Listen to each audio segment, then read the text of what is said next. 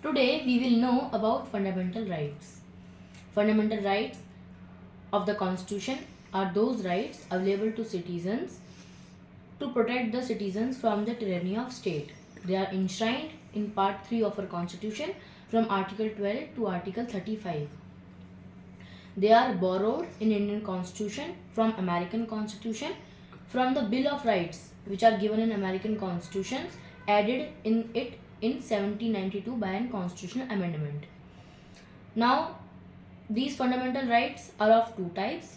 The first, that are available to citizens only, and the second, which are available to citizens as well as foreigners. Article 15, 16, 17, 18 and 19, 29, 30.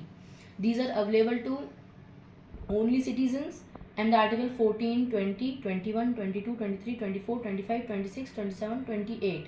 These are available to both citizens as well as foreigners. Article 14 describes about equality before law, equal protection of laws. Article 20 describes about the protection from irrational arbitrary detention. Article 21 describes about right to life. Article 22 describes about prevention from arbitrary detention. Article 23 describes about prohibition of traffic in human beings and forced labor. Article 24 describes about prohibition of traffic, abolition of child labor in India. Article 25, 25, 26, 27, 28, they describe about freedom of religion, that every citizen is free to profess, practice or propagate any religion, and these are rights that are available to both citizens as well as foreigners. Now, there are 6 articles given in the Constitution. Originally, when the Constitution was formed in 1950s, there were 7 fundamental rights. Article 12 and 13 describe about the definition of state. Article 13 describes about judicial review, and Article 14 to 18 describes about right to equality. 19 to 22 describes about right to freedom. Article 23-24 describe about right against exploitation. Article 25 to 28 describe about freedom of religion. Article 29-30 describe about cultural and educational rights. Article 31, which was right to property, which was deleted by the 44th Constitutional Amendment Act of 1978, and Article 32, which describes about right to constitutional remedies. Now, Article 14 to 18, right to equality.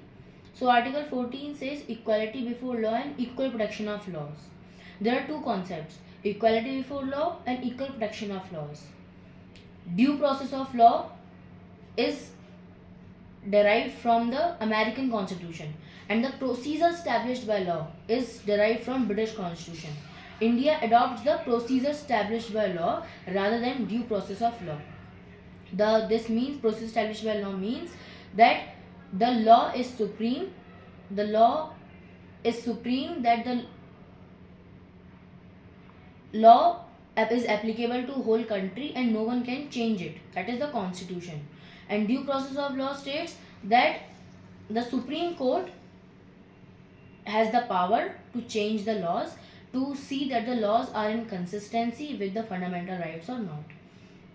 Now, the India adopt the procedure established by law. It also says in India there is a provision that the Parliament can amend the Constitution, and judicial review does not apply to constitutional amendment acts. The Article 13, that is judicial review, says that the judiciary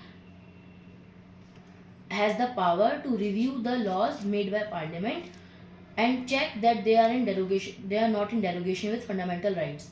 If they are constitutional amendment acts and are in derogation of fundamental rights, judicial review does not apply to it. This is a provision of Indian Constitution, and this is a provision of procedure established by law. Now, Article 15 tells about that there will be no discrimination on the grounds of religion, race, caste, sex, and place of birth. Now, Article 17 describes about right. Article 16 describes about equality in public opportunities. Article 17 describes about abolition of untouchability, and Article 18 describes about abolition of titles. Now Article 15, that is equality for all based on religion, race, caste, sex and place of birth. This has only these provisions there is equality. The parliament can prescribe residence as a basis for discrimination. For example, in jobs, uh, for example, there was a law in 1950s that the persons, the citizens who are residing in a state will can apply for public employment for only those states. This law expired in 1974. So this law was based on discrimination on the ground of residence, which is allowed in the constitution. Now Article 16, that is equality of opportunity in terms of public employment. So in this, there was constitutionally amended, parliament constitutionally amended the constitution, that the parliament can provide specific reservation for lower scheduled caste, scheduled tribes and other backward classes. In 1978, the Mandal Commission was appointed under the chairmanship of B.B. Mandal to recommend about the provisions made for the reservation. The Mandal Commission submitted its report in 1980s, but it was implemented in 1989. In 1984, Indira Sahani case of Supreme Court. In this, Supreme Court gave the judgment that the reservation should be given only to non-creamy layer section of OBCs. Non-creamy layer section means the persons who have land more than a specific limit set by parliament, or they have assets more than 8 lakh, they earn 8 lakh, less than 8 lakh in a year, those belong to non-creamy layer. And those who have more than this, they should be excluded from reservation. The Supreme Court also held that constitutional seniority means the reservation in promotion should not be applied, and there will be no relaxing marks. Qualifying marks will not be relaxed for reservation. But to nullify the judgment of Supreme Court, the Parliament amended the constitution and made the provisions that there will be constitutional seniority, there will be reservation and promotion, and the qualifying marks would be relaxed. And the Supreme Court also said that there will be no more than 50% reservation. For example, and the Supreme Court also said that, for example, in this year some vacancies are not filled, they go vacant. Then in the next year, the vacant vacancies and the new year vacancies, they all total should not exceed than 50% of the reservation ceiling. But Parliament, for example, in Tamil Nadu state, there was 69% reservation, which was more than 50%. So the Parliament just put this section in 9th schedule, the article, and added 31A, 31B. 31B Article 31B says that the laws that are in 9th schedule would not be applicable for judicial review. So the Parliament just put it in 9th schedule to protect it from judicial review. Now Article 17, abolition of untouchability. The untouchability word is nowhere defined in the constitution, but the Supreme Court describes that untouchability is a practice which is prevalent from ancient India. The Supreme Court just said. Now Article 18, abolition of titles. Now there was a case in 1978 in which the case was that the Bharat Ratna, Padma Bhushan, Padma Vibhushan, Padma Shri, these are titles. So why are these, if there's abolition of titles, then why are these titles given? In the constitution, the abolition of titles also state that there will be abolition of titles except military and academic titles. So Supreme Court held that these are military and academic titles, so they are not abolished. The titles such as Rai Bahadur, Raj Bahadur, the titles which were given by British government, they were abolished. And there will be no one will say that Bharat Ratna Dr. APJ Abdul Kalam. The name of title would not be attached to the name of person unless that will be abolition of, that will be violation of Article 18. Now, right to freedom, Article 19 to Article 22. Article 19 says that there are gives six rights to citizens: right to freedom of speech and expression, right to assemble peacefully, right to form associations, right to press and censorship, right to press censorship. There was a right to property also, but it was deleted.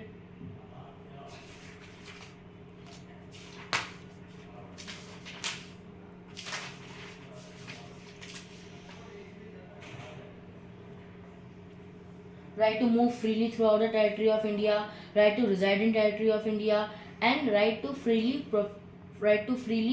practice any profession in India. These all six rights are subject to some exceptions like public order, morality, for the interest of community, etc.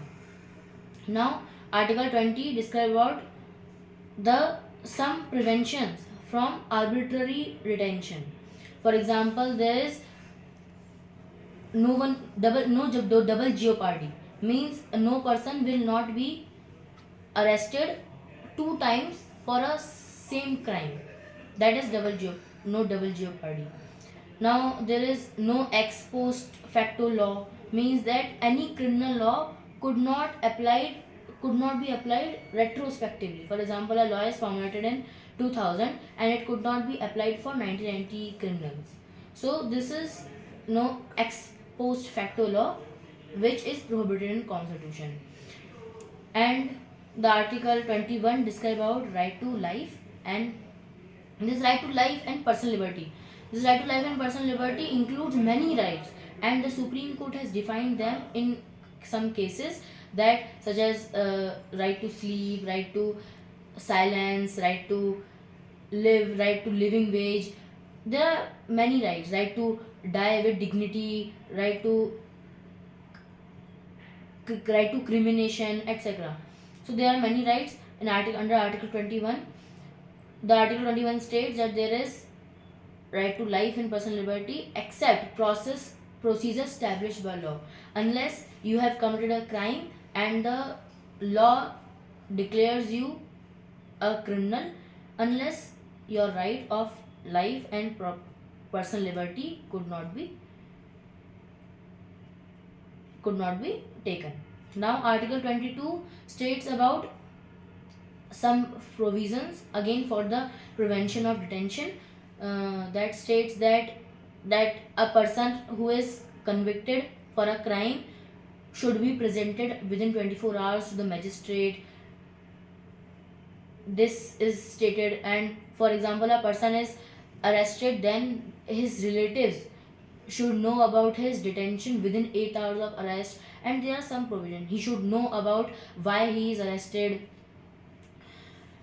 This Article 22 also gives provision of preventive detention. Preventive detention means the detention that a person is detained for not committing a crime, but he is arrested because there is suspicion that he can commit a crime. That is preventive detention. And in some cases, the government can apply preventive detention to some persons.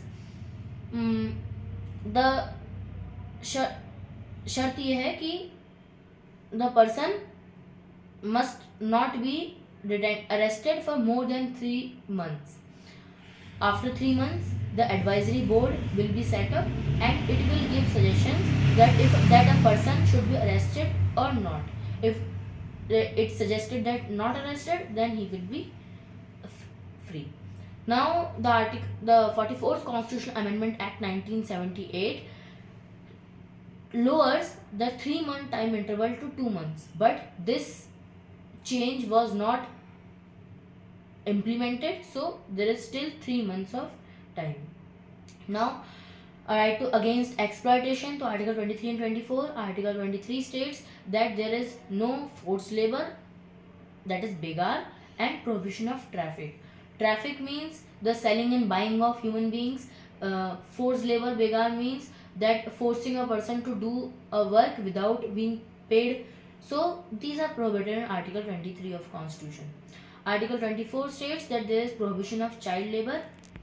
For this, the Parliament enacted the Prohibition of Child Labor Act 1986, which states that the child below the age of 14 years should not be employed in the work that are hazardous to life and property, it is mines, etc. The in 2016, this act was amended as Prohibition of Child and Adolescent Labor Act. In this, it states that the child below the 14 years of age should not be,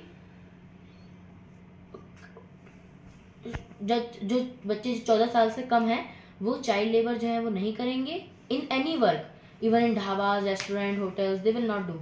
And the child below the age of 18 years can do some work, but they will not do work in hazardous activities as mining, etc. Now Article 25, 26, 27, 28 describe the freedom of religion. Article 25 describe about that a person is free to profess, practice and propagate its religion. So a person can believe in some ideology, it can practice it, it can propagate it, but this does not mean that he is free to force a person for religious conversion. He is not free, but he can propagate his religion. Now Article 26 describes about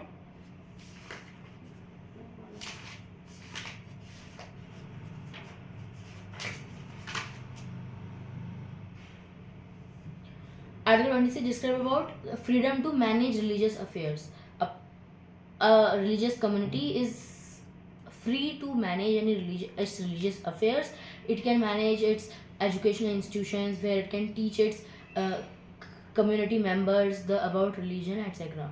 It states that there should be no educational preachings in any institution funded by state. If an institution is totally funded by state, then the institution should not be this institution should not preach any religious instruction. Now Article 27 says that there will be no tax will be paid for promotion of any religion. For example, for promotion of Muslim or Hindu religion, the government is forcing person to pay taxes. So that is prohibited in the constitution. For ensuring the equality among religions, the taxes should not be paid for promotion of any particular religion.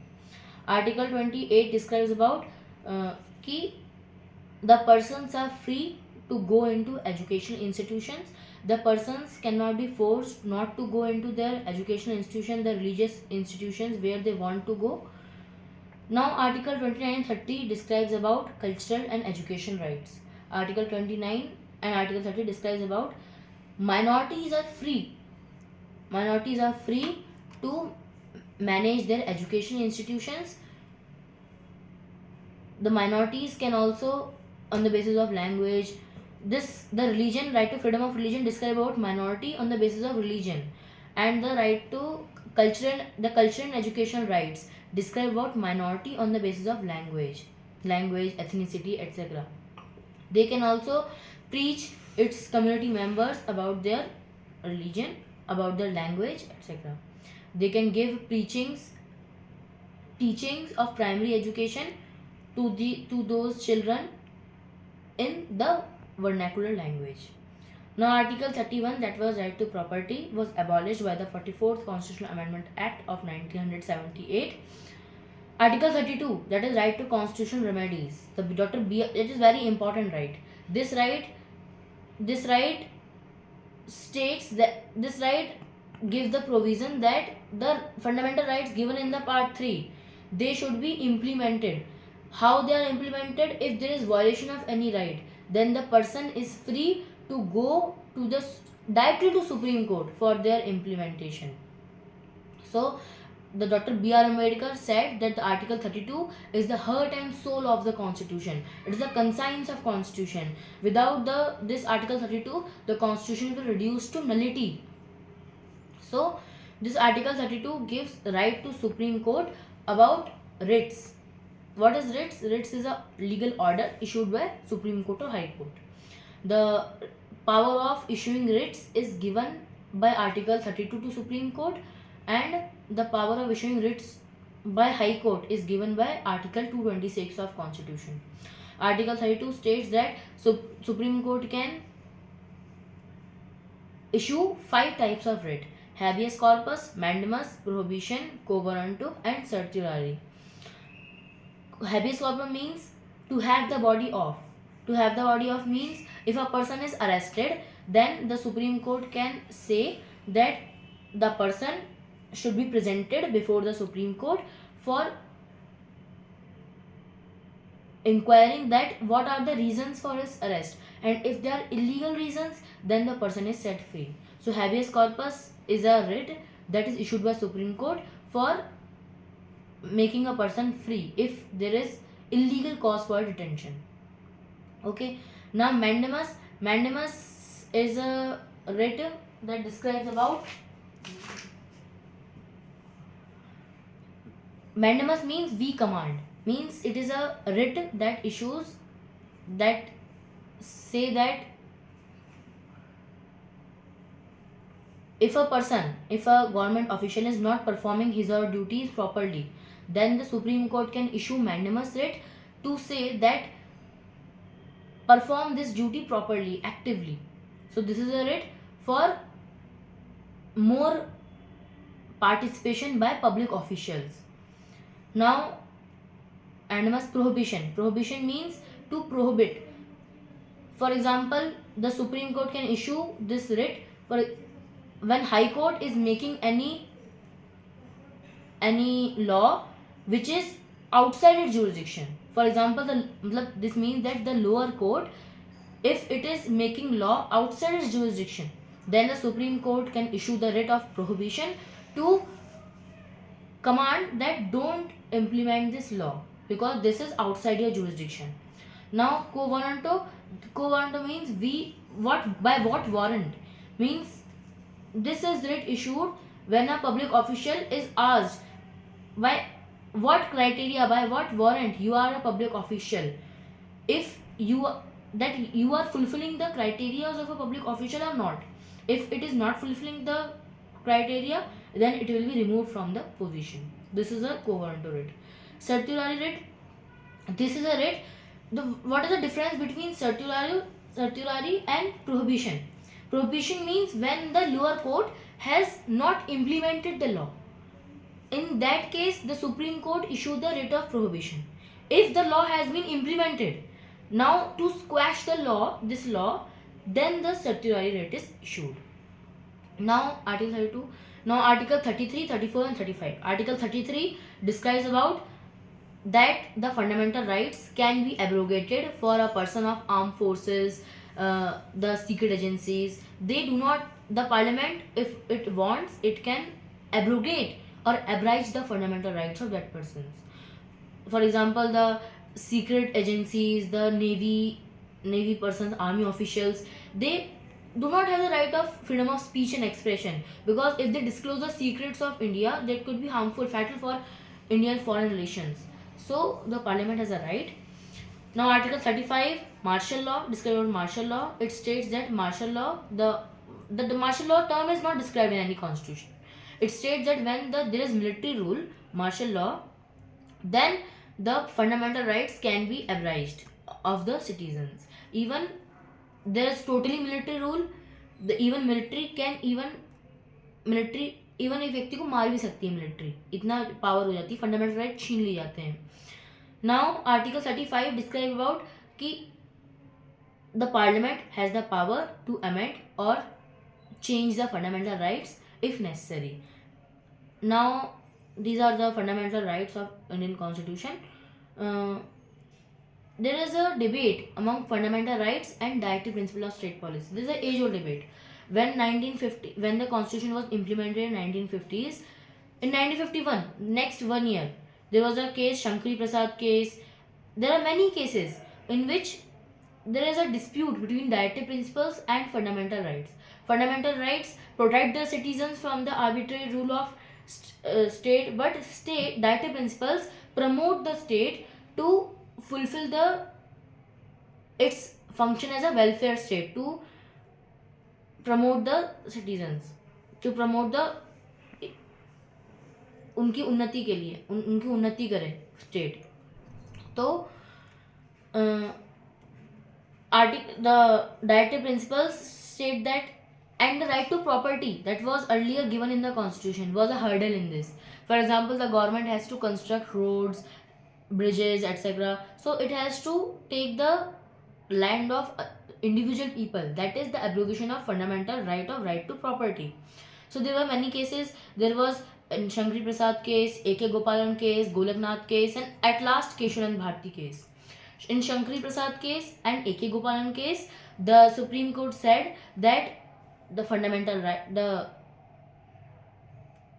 Parliament has the right to abridge or abrogate the fundamental right. Supreme Court take a very narrow interpretation that under the judicial review, the Constitutional Amendment Acts do not come. So if the Parliament amend the Constitution and abridge or abrogate the fundamental rights, then it will be valid. But in Golaknath case 1967, Supreme Court take a wide interpretation that the Constitutional Amendment Acts also come under a law. So the fundamental rights are immutable. They are sacrosanct. The Parliament cannot amend them. In A.K. Gopalan case, it said that in a constitutional amendment, it can amend it and judicial review is not applicable to it. But in Golaknath case, Supreme Court said that the Constitutional Amendment Act also come under law, and if Parliament wants, it cannot amend the fundamental rights because fundamental rights are sacrosanct, immutable. Now, in 1973, the Supreme Court take a balanced view that yes, under Article 368, Parliament has the power to amend the Constitution, but it should amend the Constitution in such a way that the Parliament cannot take the basic structure of Constitution. What is basic structure? Supreme Court has not defined it. It said that in subsequent cases it will define it. For example, in different cases, judicial review, sovereignty and integrity of India, some points are there. In a different case, S.R. Bommai case, Vaman Rao case, Minerva Mills case, in different cases, Supreme Court has defined that rule of law, right to equality, right to freedom, these are basic structure of Constitution, right to freedom of speech and expression, these are basic structure of Constitution, and Parliament cannot amend them. It cannot amend the basic structure of Constitution.